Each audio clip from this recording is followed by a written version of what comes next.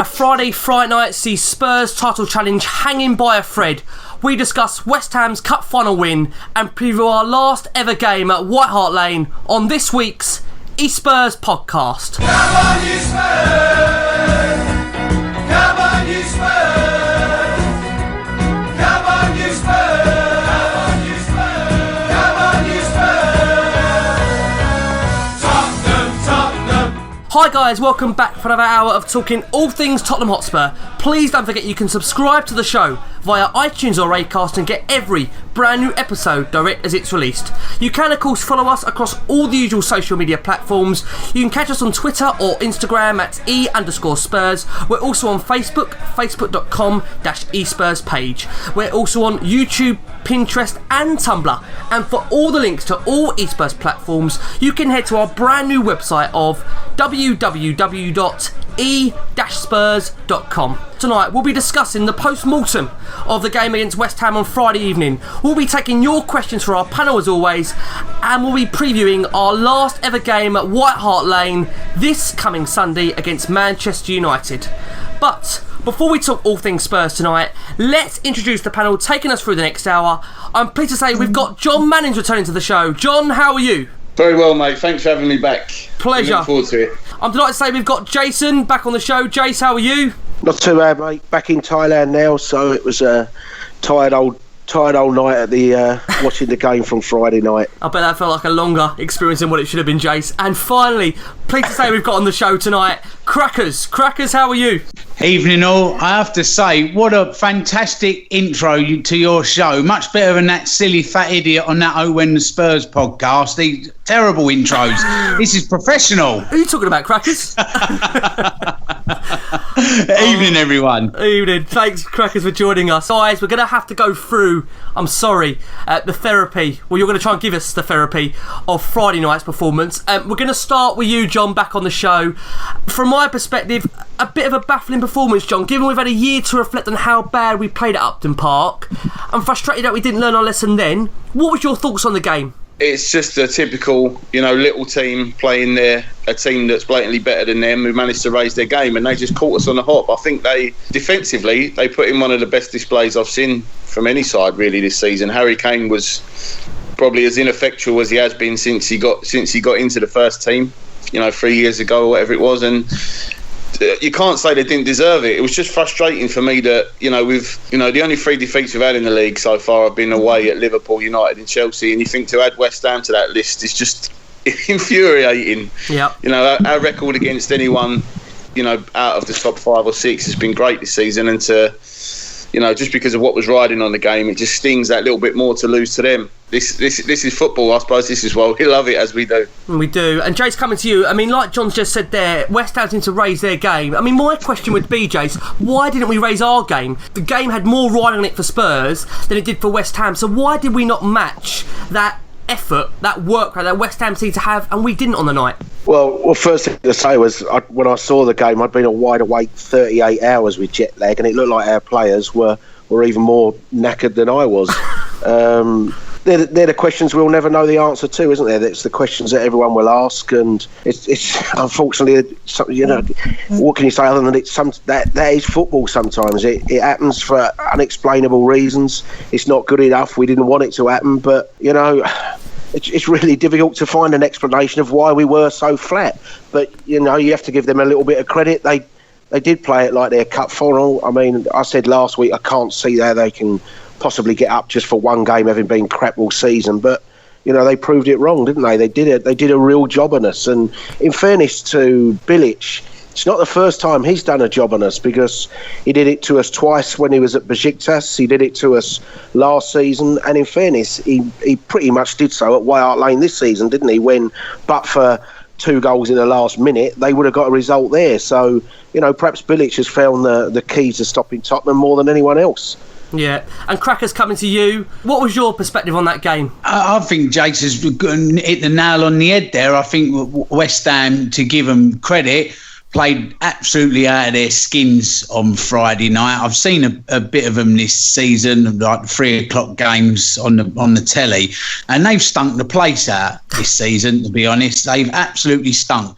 And then we come up against them on Friday night, and they've just gone up to another level. And you know, fair play, as Jason said, Bilic has found that way. He squeezed that back four right up the pitch and gave us nothing to drop into and to play into, and just completely nullified Harry Kane. Maybe a little bit of a change during the game from Pochettino may have helped, and try to just play a little bit deeper and try and drop some balls over the top, play like spring the offside trap, but we never did. But again, that's the great thing of the Premiership sometimes, although it hurts us personally as Spurs. You know, you do get these games in the Premiership, and it was fine margins as well. I mean, Adrian gets that foot to a ball, and that could have gone anywhere, and even missed his foot and gone in. And I think if we'd have got one, they would have gone like a souffle coming out of the oven. Like they'd have just completely collapsed because of their confidence. And it was fine margins, and we looked off the pace and a little bit leggy. It's still a long, hard season when you play with the intensity we do. So we looked a little bit leggy, maybe a little bit of Lord Mayor's show after beating Arsenal the week before, and just one of those nights. But it does seem that Bilic does have our number, and maybe we need to adapt when teams do set up like that against us. Yeah, I completely agree, and we are struggling at the moment to overcome Bilic. I mean, you would say that Pochettino, in a way, you know, he's played Conte a few times, and you would say he's got the better of him as well, so it's definitely an area we need to improve on. John, coming to you, Crackers there mentioned about substitutions. I think there was a real clamour at half-time, you know, I would say over social media, certainly even from myself, that Moussa Dembele, why was he not introduced earlier? Do you think he was maybe picking up an injury? What do you think, John? I think it was the wrong team to start with, I would have said. I mean, purely because Eric Dyer and Victor Wanyama are top players in their own right, but them together doesn't seem to work, in as much as when you're playing against teams like West Ham, who they're not going to be very adventurous. You do need players to drive through midfield with the ball, and that's exactly what Dembele would have done. You know, he done it a couple of times when he come on. He just come on too late for me. I definitely would have started him. I think I would have had three at the back as well, to be honest with you. They had one up, and even like during the first half, there was a couple of times where Lanzini and Caleri got between Toby and Kyle Walker, and sort of from what I saw, I thought it was screaming out for us to move to a back three and get Dembele on the pitch, just to close them gaps up as they countered, and also, like I say, to get someone who can get hold of the ball and move it through the pitch, because it was so pedestrian and so slow. Each time we got hold of the ball, you know, how many driving runs were there, especially in the first half? It was just too easy for West Ham to regroup and get every man behind the ball, and they did it well, to be fair. And I would say that, you know, if Dembele wasn't fit to start, then fair enough. But if he wasn't, then I would say the selection was wrong. And we haven't been able to say that very often this season, to be fair. So it's just one of them, Rick, innit? It happens every now and then. It does, yeah. And it's all about perspective, mate. It really is. Like, you go cast your mind back to August. I remember saying this last season. There were paid journalists from major news corporations and papers and stuff who were trying to tell us that Crystal Palace had overtaken Tottenham last summer due to their transfer business. We should have had Kabay, we should have had Benteke, blah blah blah. These people, they know nothing. They know, but they know more than I do, unfortunately. But that's just the way I saw it. And like I say, try and keep it all in perspective. We've qualified for the Champions League again, regardless of the result. Yeah. Which is still the best we could have been hoping for. Yeah. Chelsea are not going to lose these last four. They're not. Yeah. So it wouldn't matter anyway, whether we'd have won or not. Just want us to sew up second place and then enjoy the summer and go again at Wembley in August. That's a good point, because with that, you turn around to a Spurs fan that may be, you know, upset about not winning the title and Friday night, and turn around and just say to people at the start of the season, would you have taken second, more or less second, maybe third at a push, this many wins at home, only 3 losses away, Cup semi-final, guaranteed Champions League football? Everybody to a man would have bitten your hand off for it. Yeah. Would have absolutely bitten. And that's how you have to look at it. You know, I know things pan out differently as you go along and expectations raised, but everybody would have taken that at the start of the season. The other thing is as well that you got all the managerial stuff going on with the, you know, obviously Leicester weren't going to do what they done last again last season, and you had Mourinho coming in at United and spending all that money, and Conte and Klopp's a genius apparently, and all the rest of it, and Spurs are gonna, everyone was saying Spurs are going to be sick for the best, because we're not going to get in front of all these teams with their £1 billion squads and all these, look at Guardiola.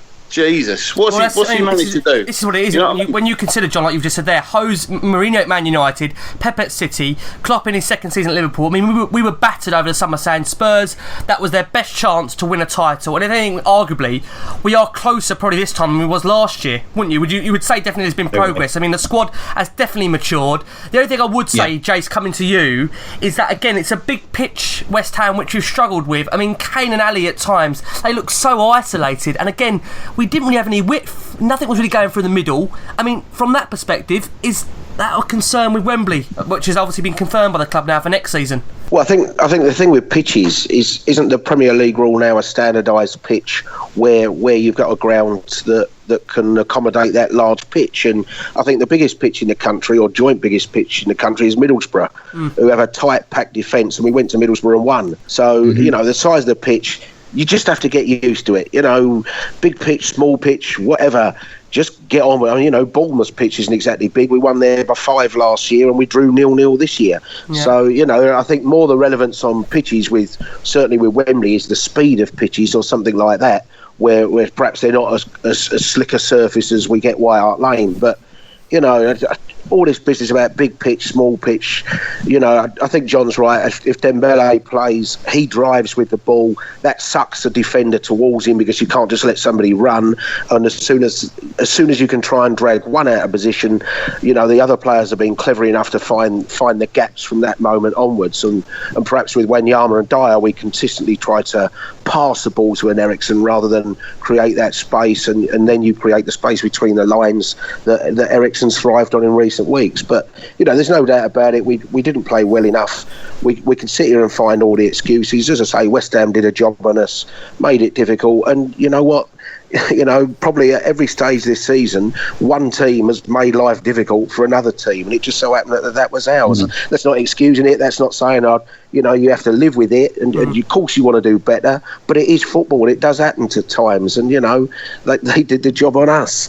On the top of that, I think that is the first time Spurs, they've lost to a team outside the top 8 crackers in the Premier League this season. I mean, if you need perspective, that's it there in a nutshell, isn't it? I mean, we've had a brilliant run. Yeah, I think that really comes into the equation as to who it was as well. If we'd have gone away and lost to somebody outside of London, if we'd have lost to Everton or something like that, or in a pretty similar position, maybe a touch higher, I don't think it would have hurt as much. But when it's them, it's all like it does grind that just that little bit further, doesn't it? And I think Arsene Wenger, God bless him, never says much I agree with, but once he said something I do actually agree with. And if you're a London team, it's nearly twice as hard to win a title than it is if anywhere else, because of the sheer amount of derbies that you have, and we play Palace and Chelsea and Arsenal and West Ham. It's, all of a sudden there's 10 games there which are like, real battles, whereas like Manchester United have City and Liverpool. It is very, very difficult to get your job done if you're a London-based club. I mean, I pretty much went on social media afterwards, and I thought Walker's performance echoes for me the player that was before Pochettino turned up. I mean, his head didn't seem to be in the game. Jace, I want to come to you firstly on it. I know it wasn't a great game from all of our other 10 players, but is there anything in that performance that left you worried at all? It was a really poor performance, and I don't think anyone goes out to play deliberately poorly because they may or may not want to move. And you can look at it two ways. There'll be people saying that performance justifies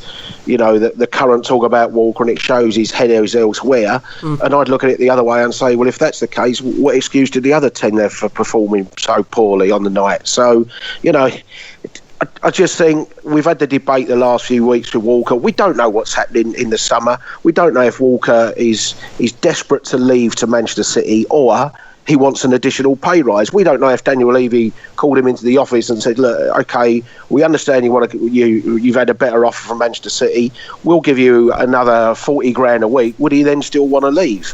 So we don't know if the annoyance is if he's desperately wants to go to another club, or he just wants to sort a bit extra payout, which is a bit of a cheat considering it's only 6 months since he did it last time. But you don't know the reasons. We're not party to those conversations. It's a little bit like the thing with Toby at the moment, isn't it? With contract standoffs and things with Toby, because he won't sign an extension to his contract. But I haven't heard anyone actually suggest that Toby's gone in and say, I want to leave Tottenham Hotspur. It's just that he's not signing an extension to a contract in 3 years' time. Yeah. So, these things get blown out of proportion. And when you're not party to the conversations going on, I just find some of the speculation, ridiculous at the moment about it. John, coming to you, I want to ask you, only because Pochettino's presser during the week, he was asked a straight question. He said, is Kyle Walker happy at the football club? Pochettino's response straight back was, I can't confirm this. Now, he had a great chance there, John, correct me if I'm wrong, to squash any rumour that the player is unhappy, but he kind of left it open. Now, he's in the past, when he's been asked about Kane, Ali, Lamella, he's always kind of, very much gone back with a direct response saying, my players are happy at the football club. He didn't do that with Walker. Are we reading too much into that, do you think? A lot of it with Pochettino sometimes gets a little bit lost in translation, and what he wants to say and what he says, it's up. He can say whatever he likes. I just think that if you look at it from the outside, Walker, he's not had a break from football for best part of 2 years now because of the Euros last summer. He probably, as we've seen with Aaron Lennon the last week or two, there's a lot of things which could be going on behind closed doors that have nothing to do at all with football. Our thoughts to Aaron Lennon, just very quickly on that. It could be anything like that. I mean, there's been rumours of the fact that, his missus ain't happy in London or whatever. Well, she's taken long enough to notice. Yeah. So I just think that what Pochettino said was, he's got he doesn't have to. My only thing there, John, is we're at the time, obviously before that West Ham game, we were in a title race. He had a great chance there to kind of squash any rumour, and by leaving that open, does he not leave a seed of doubt in our minds that maybe the player isn't happy? It depends on which way you look at it. I mean, I can see it from both sides. It's a tough one because, like Jay just said, we're not privy to involved in conversations. We don't know what happens behind closed doors. But if he'd have come out and said, no, he's definitely not leaving. Yeah, I mean, I don't think we're expecting him to give us a full reassurance that the player is going to stay at the football club beyond the summer. I think all we would have liked to have maybe seen is Poch say, well, the player, player's okay, he's happy, which he didn't do. The thing is, but he says, I can't confirm rumours, right? So if it's nonsense and there's no truth to it whatsoever, and it is purely a rumour, there's nothing concrete about it one way or the other, then he's got every right to say, I won't confirm rumours. Yeah, because what it does is it gives credibility to all the clickbait, especially on social media, who break these stories. Crackers, coming to you, I want to get your take on the situation with Walker.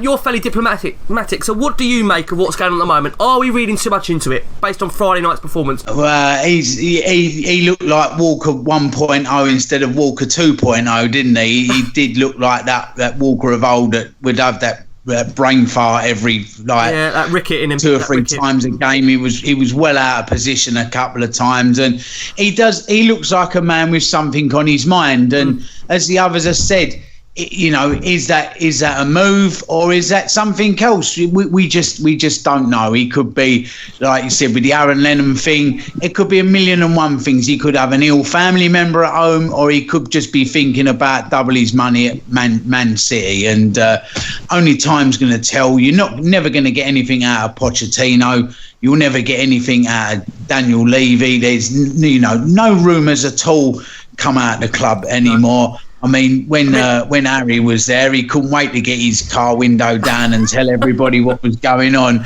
Now, Pochettino probably got like 2-inch thick glass on his car, hasn't he? So, and darkened windows so nobody can see any notes he's made. It's really tightened up info-wise. So we're just going to have to wait and see. But one thing to remember, look at Walker pre Pochettino and look at Walker post Pochettino. Yeah. And there's only one really important person in that team now, and that is Pochettino himself. We're no longer just Bale, and when he went, that was the end of it. we're an 11 now, you know, and if one goes, it's no big deal as such. None of them, not one of them. There's one or two more important than others, but if any one of them goes, they can all be replaced because there's still another 9 or 10 behind them, depending on how many go in the summer. I think, you know, from what we think of as our strongest 11, then if one of them had to go, he'd be the one, because you think that the level of Trippier is closer to him than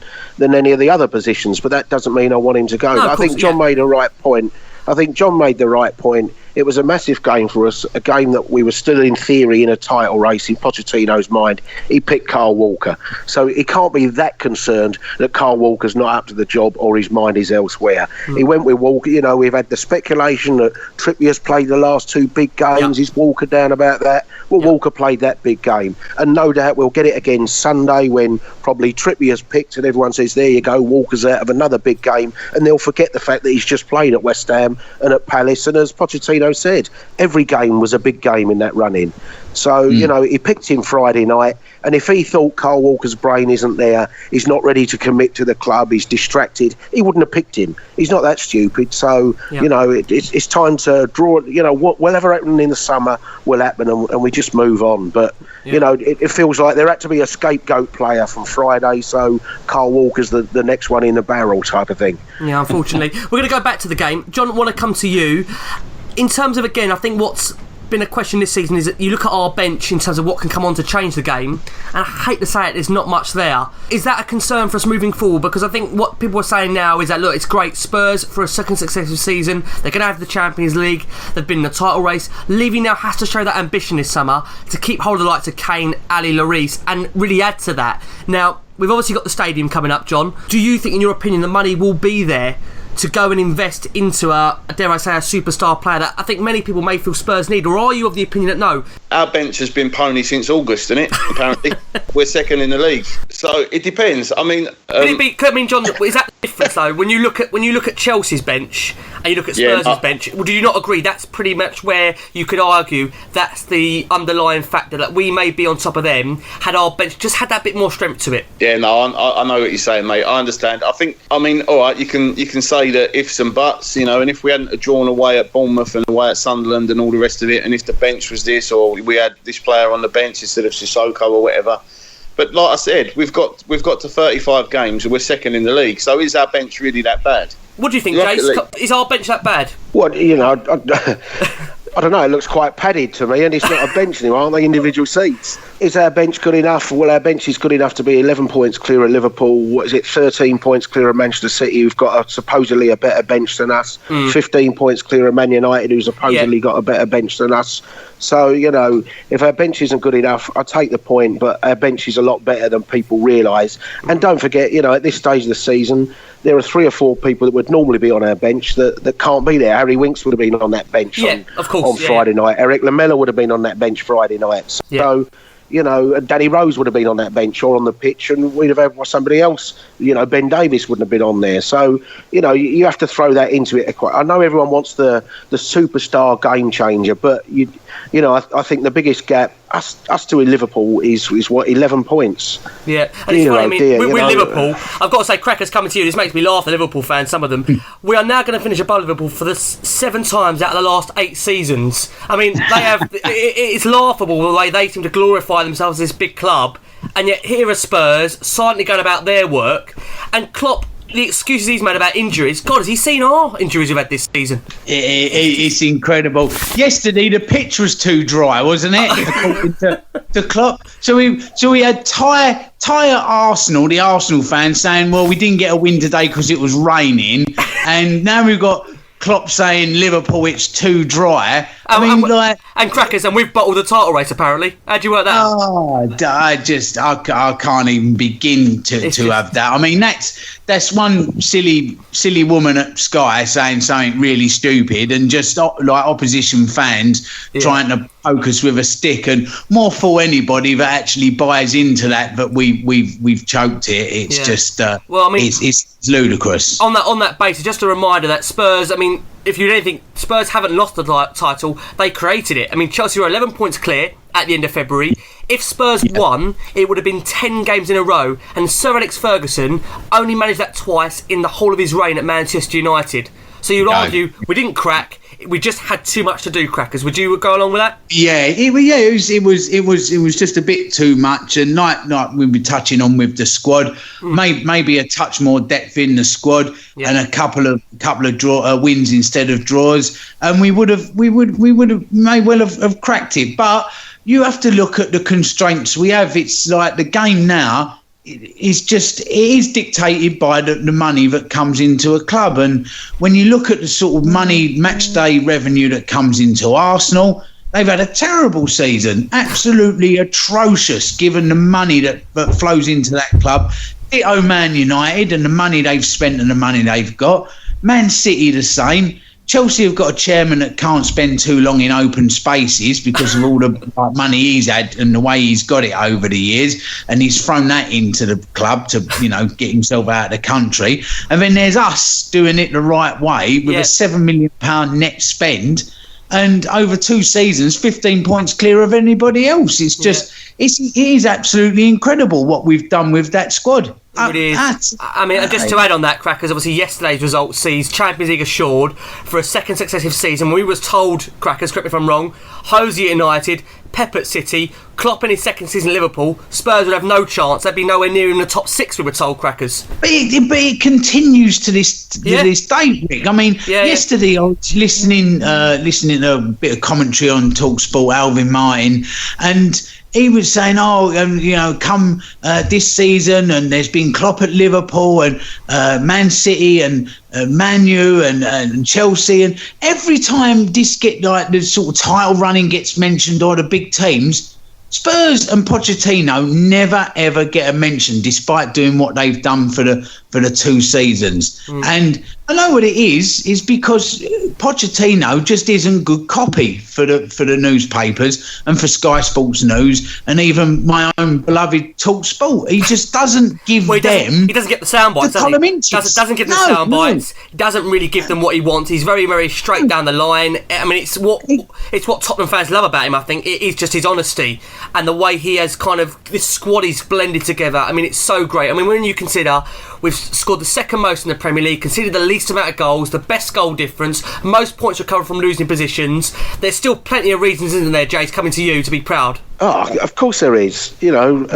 Like we said, we weren't supposed to be in it, and the fact that we've lasted so long. I mean, I think all of us, Crackers and that as well, we're used to our seasons finishing in January, at the 3rd round of the FA Cup day, or certainly by the 4th round, and here we are in May, the first week of May, and well, I mean, even. All right, I know Chelsea are winning tonight, but in theory, mathematically, we could still win the title as we might have a 0.01% chance. But, our season actually isn't over, and we've still got a point to play for to get that second spot. So, it's a lot different to being out of everything in January, isn't it? Oh, it is. I mean, it really is. And John, coming to you finally, I mean, I know you're Mr. Emotional when it comes to Tottenham. You must be so proud of what the guys have achieved. Yes, we've fallen short of the of the star prize, but I mean, if anyone, surely they can see the progress being made here at Tottenham, surely under Pochettino. Definitely. I mean, I always just equate it to my own personal experiences, and this season's been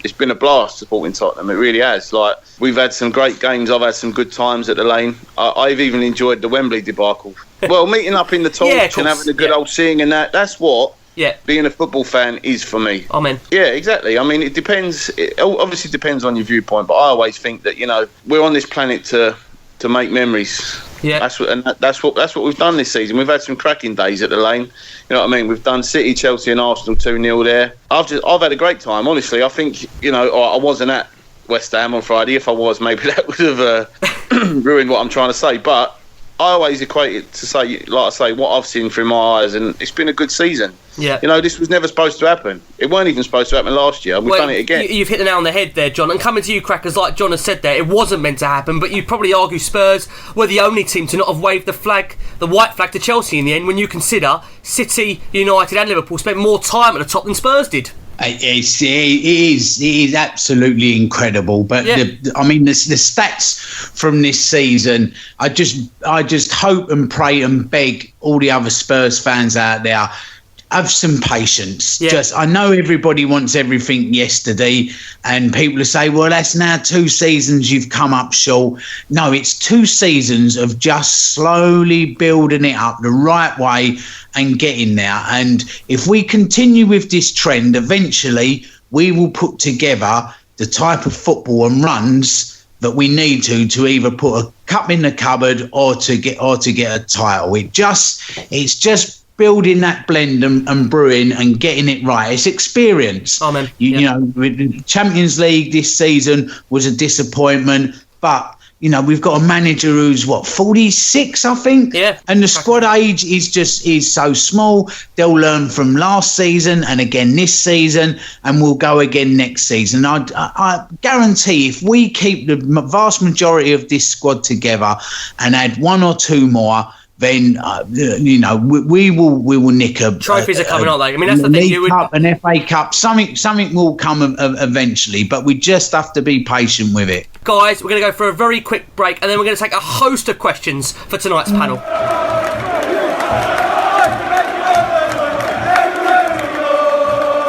Hello and welcome to Loan Watch, a weekly update on players currently on loan from Hart Lane. As always, I will begin with our loanees currently playing their football outside of England. In Italy, defender Federico Fazio played the full game as Roma ran out 4-1 winners against AC Milan at the San Siro. The win keeps Roma in second place in the Serie A table, though they remain 7 points behind leaders Juventus, with only 3 games left to play. Over in Germany, Nabel Bentaleb played the full 90 minutes as Schalke lost 2-0 away at Freiburg. Despite the defeat, Schalke remain 10th in the Bundesliga table, and Europa League qualification is still mathematically possible, though in order for this to happen, Schalke must win both of their remaining matches and hope their rivals fail to do so. Clinton NG was again an unused substitute, as Marseille ground out a 2-1 victory at home to Nice. The win lifted Marseille to 5th in the table, with 2 matches remaining. Across the pond in America, Anton Wakes was an unused substitute as Atlanta United lost an entertaining match 3-1 to New York City. Atlanta drop a place to 7th in the Eastern Conference as a result of their defeat. Moving on to our younger players who are gaining experience throughout all 3 tiers of the English Football League. This weekend saw the conclusion of the regular season in both the Championship and League 2. Will Miller started Burton Albion's 4-2 home defeat to Reading, playing 78 minutes. Burton finished their campaign in 20th, which is pretty impressive given this was their first season in England's second tier. In League 2, Conor Ogilvie played the full 90 minutes as Stevenage suffered a 4th straight defeat, going down 3-0 at home to Accrington Stanley. The result meant the playoff hopefuls finished the campaign in 10th place. Staying in League 2, Shayon Harrison started Yeovil Town's 2-0 away defeat to Colchester United, playing 68 minutes. Yeovil finished their campaign in 20th. That's it for this week's Loan Watch. Beat you again next week, when we'll hopefully have secured 2nd place in the league. Come on, you Spurs.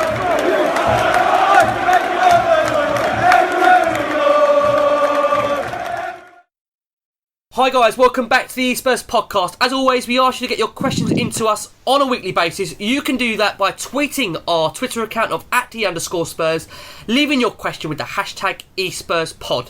Now guys, it's fair to say you get into us in your droves. If you like what you hear on the podcast, leave us a rating and review on iTunes, Acast, YouTube out there. That'll be fantastic. We're going to dip straight into the questions of tonight. We're going to go first to you, John, back on the show. We've got Wayne Jones at Jonas Spur, who says, maybe we should forfeit European football so we can actually win the Premier League next season. A strategy that seems to have worked so far, and obviously I presume he's alluding to Chelsea. Well, ain't done Liverpool no favours, is it? I can understand, you know, it's happened to us before, it happened to Liverpool before, you know, when they nearly won the league, when Suarez was there and they weren't in Europe. But the thing is, what we've done, I think we've put all that to bed this season. Because not only have we been in Europe, we've been in the Champions League and the Europa League, and managed to qualify for the Champions League again. And that's obviously something that this club has never achieved, back-to-back European Cup / Champions League qualification campaigns. So when you're looking at it like that, as much as I understand what the guy's saying there, the biggest clubs in Europe managed to smash their league and qualify for the Champions League, do well in Europe, year upon year. And that's what we're striving towards. There's no good, it's no good, you know, saying, oh, if we're out of Europe, we'd have a better domestic campaign. Because like I say, Liverpool haven't. There's a lot of teams that should have finished above us if that was the case, you know. all the donuts that said Palace should be doing better than Spurs this season, they'd be above us, wouldn't they? So I think that, you know, to have a large and competitive squad and to give all the players a chance to play, keep everyone happy, I think, you know, that's one thing that we haven't seen any players frozen out, and that's because we had the chance to play everyone, and everyone's good enough pretty much. Yeah, you know, I can hear someone shouting Moussa Sissoko behind me. No, good God. But you know what I mean. I think if we was to, it's the only way forward, Rick. You can't be attracting big players and paying big wages and getting the best if you're not in Europe year upon year. And if we was to do the same again next year and get qualification again for the third year on a trot, that's massive. That is more massive than winning, you know, the odd FA Cup. I know we would all love that day out at Wembley and a trophy and all that. But ultimately, in terms of the business model... From a long-term perspective, I know what you're saying, John. It makes more sense. I completely agree with you. Because the thing is, we won the FA Cup and finished 8th. Well, yeah. We're not going to be... You know, the summer transfer window is affected massively. Yeah, no, I agree. Because, like you've said there, John, no one's going to flock to Spurs because they've won an FA Cup. They're going to flock to Spurs because we're going to be playing at the elite table. Exactly. That's what it's all about. Yeah. The thing is, like I say, you know, as fans, we have been starved of trophies and stuff, but... success in modern football is a lot different to how it used to be. This is it. We just have to get used to it, I'm afraid. Yeah, I completely agree. I hope that's answered your question. Going to go next to you, Crackers. This is from James in Suffolk at OnlyXL Spurs, who says, the pain is still too close, but have the media got what they wanted from the very beginning of the Spurs squad breaking up? Listen, nothing sells newspapers like a Spurs story or a Spurs crisis. It always has been. It always will be. Spurs in turmoil, Spurs in crisis, gets clicks, it sells papers. They love it. They love a Spurs in turmoil. It's and to be honest, this may sound like complete lunatic paranoia, but when you get up into, like, in inverted commas, Fleet Street and journalism, there is so many of them up there that are West Ham. They are absolutely loaded with West Ham, the scribes on the sports pages. So they absolutely love a Spurs in crisis story. They always have done. It's just, you know, if you buy into it, then fair play to you. I don't, but it does. It sells. It does sell. I was going to say, you should also be flattered by it because, you know, they can't be bothered to write about any other club. You know, West Ham aren't a big enough club to write about. You know, Bournemouth, who gives a toss about Bournemouth or things like that. But Tottenham, they think, well, you know, Tottenham are suddenly almost everybody's second favourite team. So, you know, let's give them the glamour and let's give them the attention. And, you know, we sometimes complain that we don't get enough coverage. Well, there you go, back page time, and it's Tottenham. I tell you what's a good example of it. Tell me anywhere in the media you've seen the Tottenham fairy tale chasing down the big rich club Chelsea this season like it was with Leicester last year. Yeah. Well, exactly. Where's that? Yeah. Never mind that Leicester's owners are probably worth 10 times what our owners are anyway as well. So, you know, it's just nonsense, absolute nonsense. Yeah. And Crackers, just on the back of that question, is there a concern for you that we may lose a couple of players from the squad, or do you think, I mean, like you've said, Pochettino is the glue to this squad.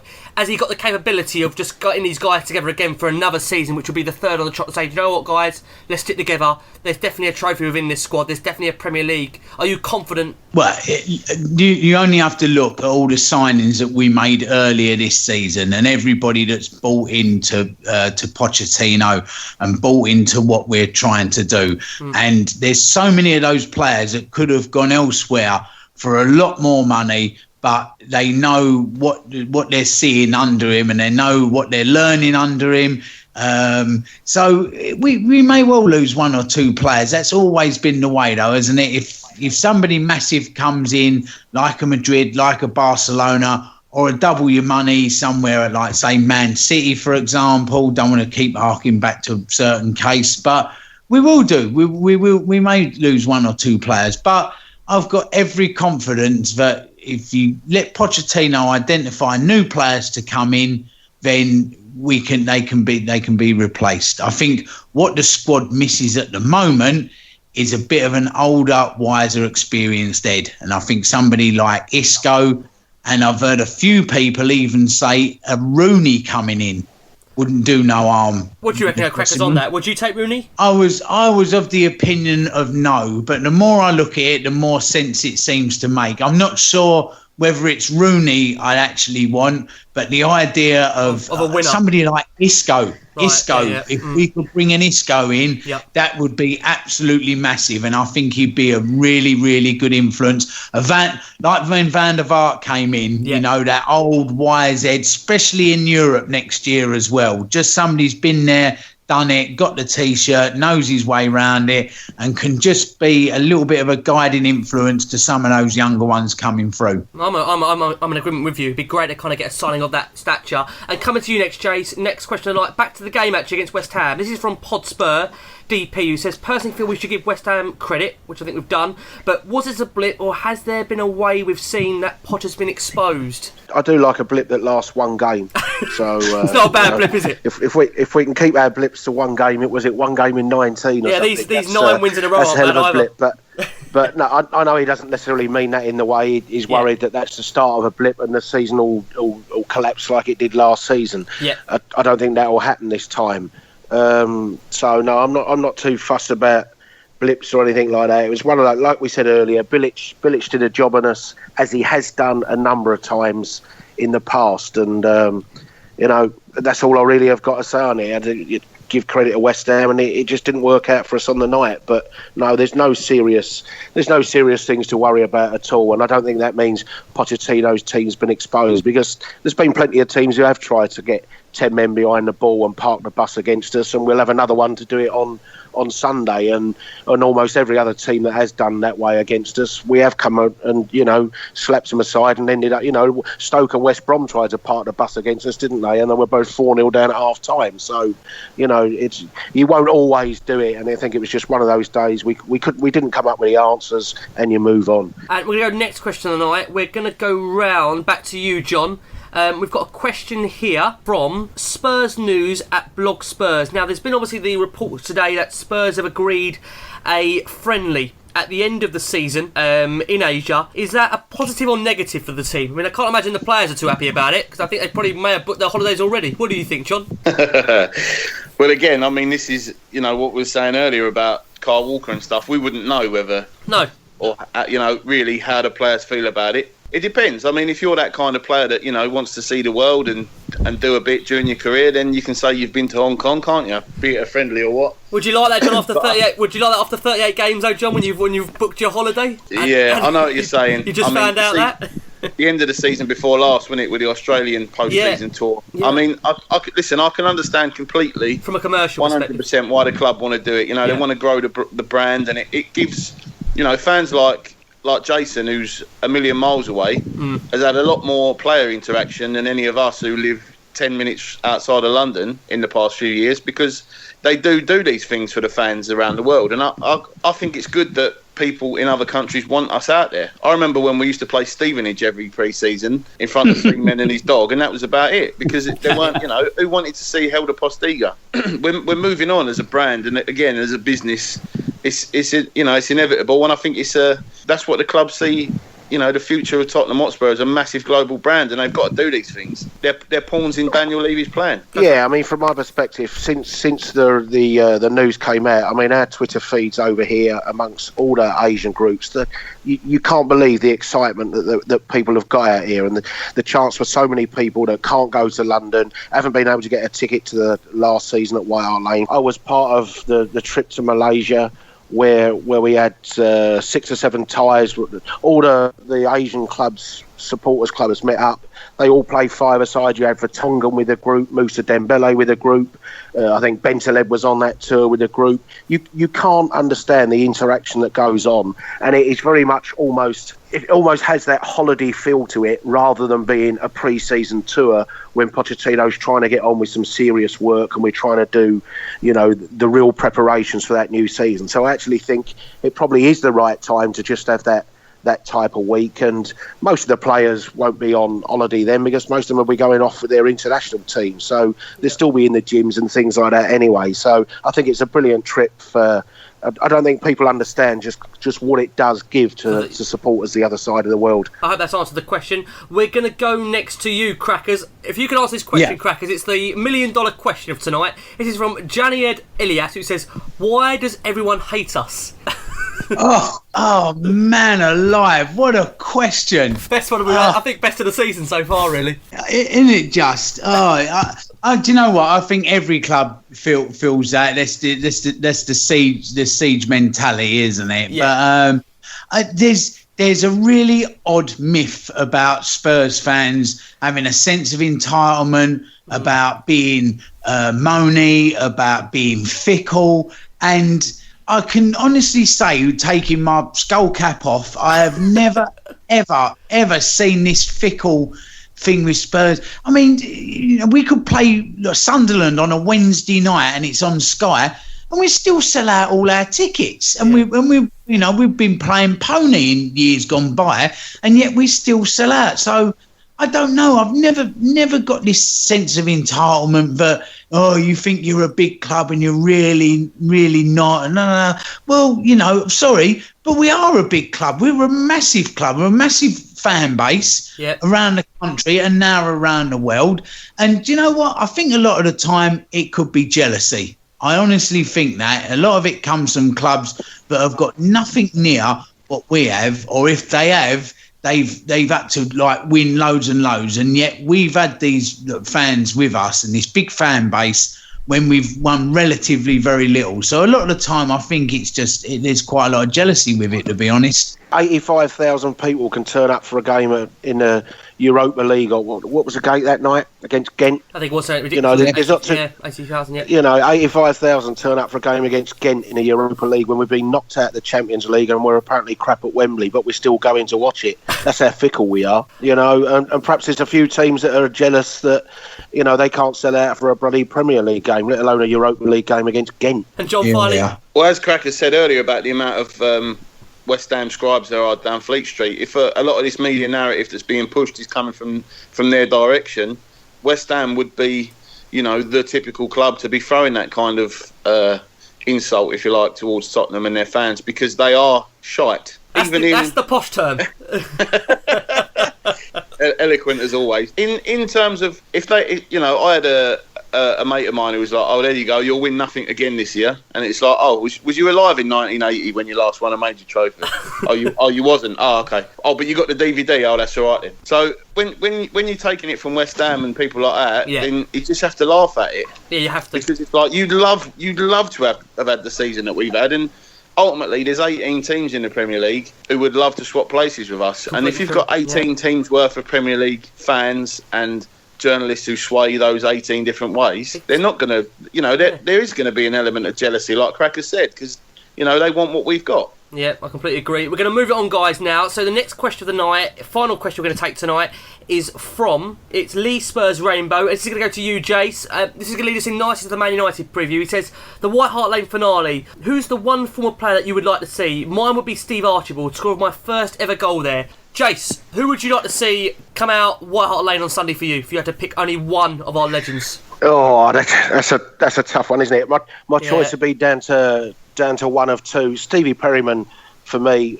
record number of appearances for Tottenham, so I presume he must have the record number of appearances at White Hart Lane. I can't possibly think of anyone that's less deserving than or more deserving than he is, rather. And probably Jimmy Greaves as well. And wouldn't it be brilliant to see Jimmy out there with the condition he's in to feel the warmth of the Spurs fans, because he was deprived, I think, of his Hall of Fame induction, wasn't he? I think that's when he had his unfortunate stroke just a couple of days before that. So those two would definitely be the first two on my list of invitations. Okay, fair enough. And Crackers, to you, we know Gascoigne, unfortunately, Paul won't be attending. I think he's come out and said today that his health is first and foremost his most important thing, which we all echo. Sol Campbell, Crackers, was surprised not to get an invite. Can you work out why?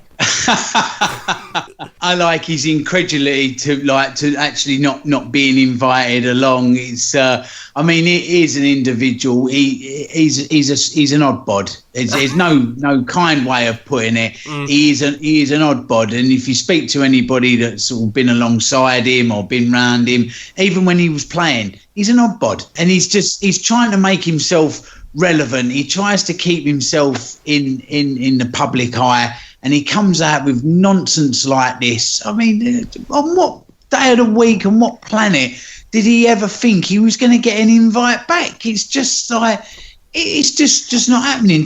But to be surprised by it, it's just like, I don't know. I think because I'm the same rational person, I can't think like a lunatic, so I can't answer for one. He's just like, it's just odd. He's an odd man. I think as well, if you're going to invite Sol, you should invite Bobby Zamora, because the last time he met Bobby Zamora, he had a nervous breakdown at half time, didn't he, Campbell? Oh dear, but apparently there's going to be some great guys there. Martin Yole will be there, and you could probably argue Martin was the guy that really started off the new Spurs revolution. John, what do you think, Martin Yole? Big Martin Yole, be great to see him back at the Lane, wouldn't it? Oh yeah, definitely. I think you're right in saying what you said there. I think he was the one that sort of Dutch connection at the beginning of the turnaround. Robbie Keane's, the Berbatov. I mean, hopefully Terry Venables going to be there, Harry Redknapp, Jace. There's some really big names there. I'm sure there won't be a dry eye in the stadium. I think it's going to be a great party, isn't it, Jace? I presume Jamie Carragher will be there as well, working for Sky, and considering how many goals that Jamie Carragher scored for us, he's probably deserved a good place. They will be indeed. Let's bring it on to the Man United game. Let's go first to you, Crackers. We know Mourinho, he loves to spoil a party.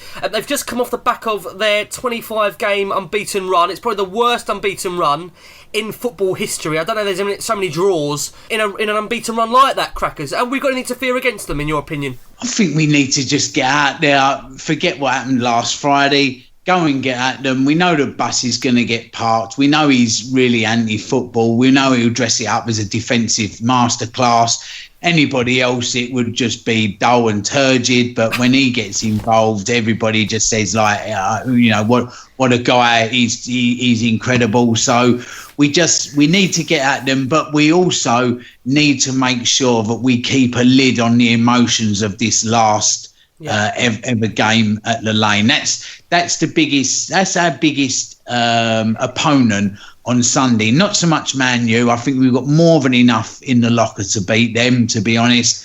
But I'm just a bit worried that the whole hoopla around the stadium closing could overtake things and could put us out of our stride a little bit. So, if we're at it, we can beat them, no problem. Yeah, I'm going to come to you, John, next. We don't know what Mourinho's thinking in terms of his team lineup. Obviously, providing they get past Celta Vigo this week, which they're probably likely to do because they are the draw specialists at home and that's all they need, it would mean they've got a Europa League final coming up. Would that see the possibility of them resting some players and a chance for us to really consolidate second? Oh yeah, definitely. I think, I'm hoping they get a positive result on Thursday, because I think then, Mourinho will be eggs all in one basket. And I'm not saying that we couldn't beat their first team, because I believe we could. We did it last year comfortably at home 3-0. So I think, as the boys have just said there, it's about keeping the check on the emotions, and especially from the crowd as well, because, I personally chose not to apply for a ticket for this game because I would have ended up just a mess. And I wanted my last ever visit to White Hart Lane to be us beating Arsenal. And I put all my eggs in that basket, and thankfully I didn't end up with egg on my face. I'm quite happy for my own personal journey to have ended the way it has done at the ground. But I think you look at Man United, they were 6 points off the top when their unbeaten run started, and when it ended they were 17 points off the top. So it was like we had last season. We had a 14-game unbeaten run or whatever it was, and just too many draws. It don't do you any favours, and I think that's what they'll be aiming for. So, as Crackers said, try to move the bus, and I just hope it's one of ours that scores the last goal, even if we don't win, even if it's a draw. Just hope it's one of ours. It'd be lovely for Harry Kane or any one of the boys in Lily White, to be honest, to score that final goal there. I don't want it to be, it'd be Michael Carrick or something. No, we don't want that. I remember Jace last season, after we beat Sunderland 4-1, he said he hopes that Patrick Van Aanholt would be the last player ever to score at the Lane, and we ain't done too badly since then. I think we've only let in, I think it's about 15 at home since then, and that was like January or February last season. So just go out without losing. I think, Man United had the dubious honour of shutting Upton Park down, didn't they? They did. What we need to do really is attack the coach as they're approaching the ground. Oh, God. Put them off their stride. Create some roadblocks and traffic problems in and around N17. John, I hope you're not trying to incite violence. But I thought after Friday, West Ham's way is the way forward. By the Oh dear, honestly. Anything to do with parking buses or attacking coaches, masterminds. Dear, oh dear. Let's come next to you, Jace. I mean, the White Hart Lane, our form has been absolutely formidable, hasn't it? I mean, 16 wins, 2 draws. You just think the Lane, it deserves, an exit with a win. Yeah, I think I said in the preview to the Arsenal game, you have to play the game, not the occasion.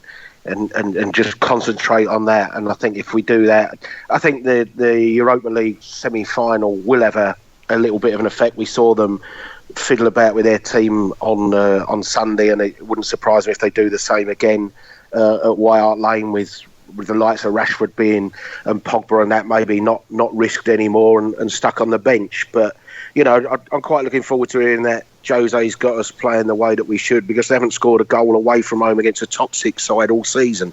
So, if that's the way that United should be playing, poor old Fergie, I don't know what he was doing all those years then. But what a moronic song that really is. But, I expected us to beat West Ham, I know, but I think we'll win the game and I'll go for a 2-0 scoreline. Okay, fair enough. Let's kickstart the predictions. Let's go next to you, Crackers. Give us a score then. I'm going. Blimey! I'm going to go 3-1. 2-1, and then an absolutely spectacular Christian Eriksen pole driver from about 30 yards just to wrap things up. We'll put a bow on the whole place before it gets knocked down. And John, next to you, prediction? I'm going to go for a nervy 1-0 win.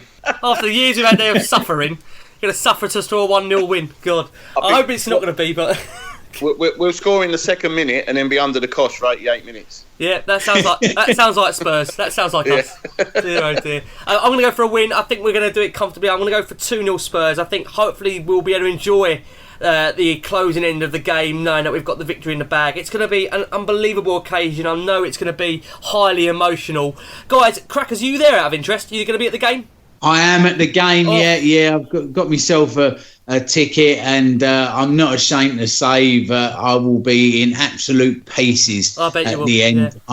I'm really excited for the new stadium to come. It looks incredible. I mean, football's all about cheese rooms and microbreweries. It just looks absolutely phenomenal, doesn't it? But no, it does. It does look. We seem to have learned so much from these other identikit new build stadiums, and there's a lot of thought that's gone into it.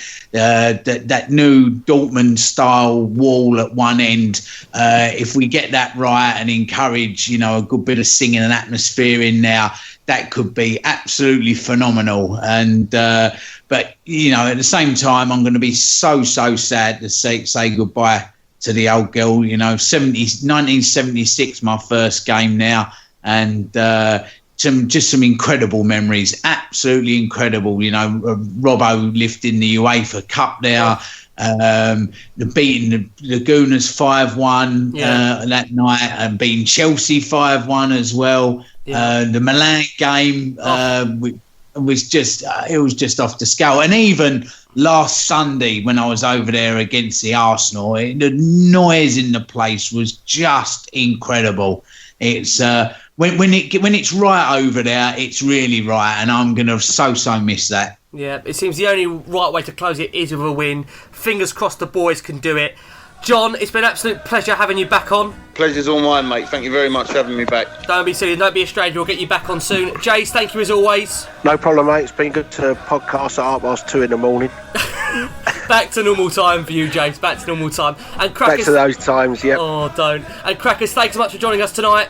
Thank you for asking me, and thank you everyone for listening. Some good questions. Well done. Yes, and as Crackers just said on the questions, I'm sorry we haven't got through them all. Jason at 2:30 in the morning will gladly be going through now all your questions and answering them in depth as he always does. Guys, thank you so much. And as always, as we go into our final game at White Hart Lane this coming Sunday, come on you Spurs! Come on you Spurs! Never stop at all.